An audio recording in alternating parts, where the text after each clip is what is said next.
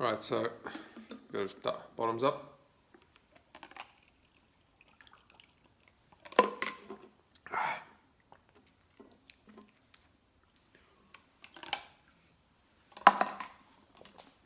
All right. Come on, close that one.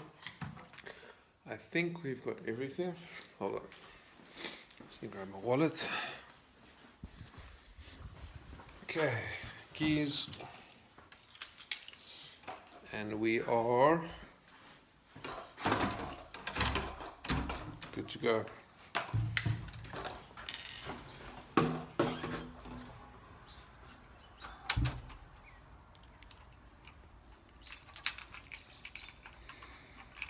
This is tricky multitasking. Holding keys, bottle, everything in one hand, and locking the door at the same time. All right. Oh, it's a beautiful Sunday morning here. Not as cold as yesterday, thankfully. Still a bit chilly, hence the hoodie. Plus, I always like keeping warm before I go and train.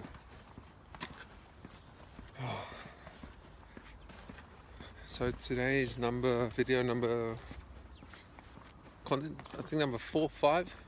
So basically we're building content up for the launch of the YouTube channel, and it's going to be basically, yes, we'll do some vlogs and stuff, mainly educational. Pop that in the car, and what I mean with that is, so we're going to be publishing videos based around training advice, nutrition, all of those sorts of things, as well as we'll be putting up some challenges, some cut plans, giveaways, all of those sorts of things. So biggest part of it is interacting with you guys and giving you or sharing with you the knowledge that myself and other guys have built up over time. I mean, I've been training now for 12 years, so you can imagine how over those 12 years I've been blessed enough to be able to train with different guys, different athletes, world champions even, previous Mr. Universe. So the wealth of knowledge I've been able to kind of sponge, if you want to call it that, off of them has been phenomenal. And I always get questions, what about this.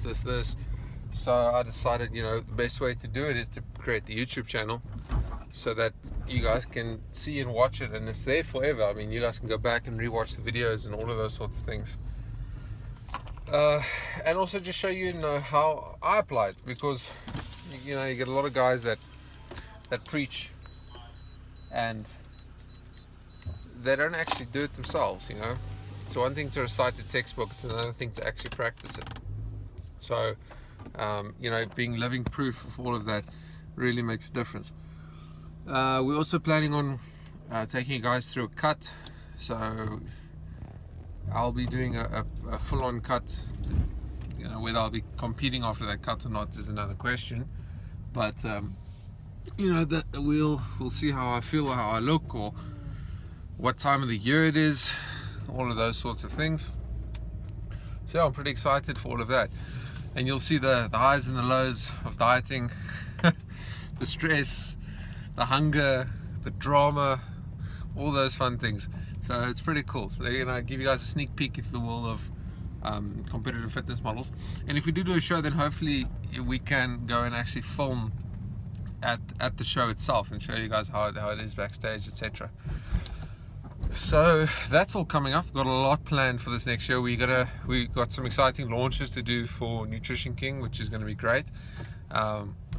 Some big announcements coming there, and more than anything, also show you guys what it's like being a dad, a husband, running a business on the side, having a full-time job as well, training, doing all of these things, and balancing it. At the end of the day, it's a balancing act, and making sure that you commit enough time to each thing without neglecting the other. The most important being family, of course. So which I find is the greatest pleasure and the greatest challenge at the same time. I like being busy, so I'm not someone to sit and do nothing. It drives me absolutely crazy. I swear, if I'm sitting at home doing nothing, I actually feel like I'm wasting time, which is crazy. I mean, if I'm sitting watching series, sometimes I feel like I'm wasting time. So I'm a little bit special like that, but that's what they call the entrepreneur gene, the obsessive. So just waiting for some traffic to come past. So yeah, so back to today. So today I am almost at the gym. I live like 200 meters from the gym. Oh, speed bumps. So that's pretty awesome. You know, I used to train at the commercial, at the big gyms, Virgin Active, etc. And I just found them too busy, too commercial, if that makes sense. Like now I'm training at my gym, Greenstone. Awesome gym. You know, they're a relatively new gym to the market, and the equipment is incredible. I mean, they've got all the hammer strength stuff that a lot of the other gyms don't have, which I really enjoy. All right, let's get a ticket. And yeah, it's not as busy as the bigger gyms, which I really also enjoy, because the fact is that at those other gyms you come, you know, regardless of peak hour during the day, but you come during the day and it's just like hundreds of people. It's not good, you know. You end up waiting 5-10 minutes for dumbbells. There's people that leave the dumbbells all over the place. They just don't respect the gym, respect the rules. And funny enough, the bigger other gyms actually started getting rid of a lot of the good equipment. You know, they said that, you know, we're a health gym, we're not for bodybuilders or fitness freaks, whatever they want to call us. But they started getting rid of all the really good old school equipment, which is terrible, not only for us, but for them, for business. I mean, you know how many clients I'm sure they've lost because of that. I mean, they got all this crap machines that go to like 40 kilograms, and I'm not saying it's because we're stronger or whatever it is. It's just that, you know, you need to cater for the market, not just for a niche of guys. You need to cater for everyone. But that's my opinion. But anyway, so okay, I just got to the gym. Adrian just texted me, he said he's going to be a little bit late, so I guess we can sit here. We're just going to wait for him for a little bit. So I'm going to put up a proper video specifically on this topic I'm going to discuss now, but I thought I'd give you guys a little bit of insight. So basically, I'm in a cutting phase now. There is a show in, I think it's 9 weeks time, that friends of mine are doing, and they're pushing me, come on, you know, compete, do this, you know. And I said to them, okay, well, I'll tell you what, I'll diet, I'll see how I look, and then I'll decide if I'm going to compete or not. So I'm not committing to anything. The reason being is I'm traveling a lot in the next 2 months. This coming, so today's Sunday, this coming Friday, I actually fly out to Cape Town for 3 weeks. And the trick is, the gym that I have access to there is really small. They don't have a lot of equipment or stuff. They've got all the basics. The heaviest dumbbell is a 30 kilogram dumbbell. And again, not saying I need the heaviest dumbbell, but for me, 30 kilogram is not that heavy, so it's a bit of an issue. Yes, I can still get a good workout in. They don't have a squat rack, which is a problem for me. The only leg equipment they've got is leg extensions and leg curls. So I'll have to be kind of creative to come around that. So yeah, I'm traveling a lot. Because of the traveling, diet is also difficult. Luckily for me, my sponsor, Plated Convenience, I'm one of their brand ambassadors, so they sort me out with food, pre-cooked meals delivered to wherever I am. So that really helps a lot. On top of that, there's still additional food that I do make and things, so I have to just make sure I stick on diet. Because I'm traveling for work, there's always work dinners and things, which for me is no issue saying, no, listen, I'm eating this and this. Or you can actually be very You can still go and eat out and be clean. So, for an example, if you go to a good restaurant, you can always have a steak with some rice and veg. And a lot of the restaurants are very accommodating. So if you ask them, listen guys, I need steak but with no sauces or anything like that, they actually can make it for you. Yeah, they might charge a little bit extra, but at the end of the day, if you on a cut or you committed to a show, it's worth it extra few rand just to make sure that you stay on your diet. So all in all, there's no excuses for me not to stick to the diet. It just takes a little bit more effort. So what I'm actually saying is I should actually be able to do the show because there is no excuse, but let's see how it goes. I also started my cut a little bit late. I started 10 weeks out. Normal prep for me is 12 weeks. So yeah, but I still want to see how lean I can get. So basically my training now, I kind of train and go how I feel. This week I've trained 6 days, 6 out of 7 days. The other day was just a cardio day. I hit legs twice this week. I'm just trying to bring my legs up a little bit. I had an injury a while ago, so my knee, I had some issues with my knee, so I had to take off leg training. So now I'm just slowly bringing them back up. Generally I don't have a specific split. I kind of go about how I feel. Whatever's not, so I make sure I hit every single muscle group at least once a week, and then whatever's not sore, however I feel, then I'll go according to that. A lot of the time when you're dieting, because your energy is a little bit low because of the calorie restriction and that, you wake up on a day and you're like, so I've already hit everything, should I hit legs again? Do I have the energy to hit legs again? Not really today, so let's maybe give it a skip and do it next week or whatever it is. So you kind of go on how you feel. That's a big thing about this, is you also don't want to overexhaust yourself, and which is it's fun. So a lot of guys though, in the past, what I did is I'd make sure that regardless of how I feel, if I have a weaker body part, I'd make sure I'd hit that twice a week. So for example, that's why I did legs twice this week, because it is at this point in time a weaker body part for me.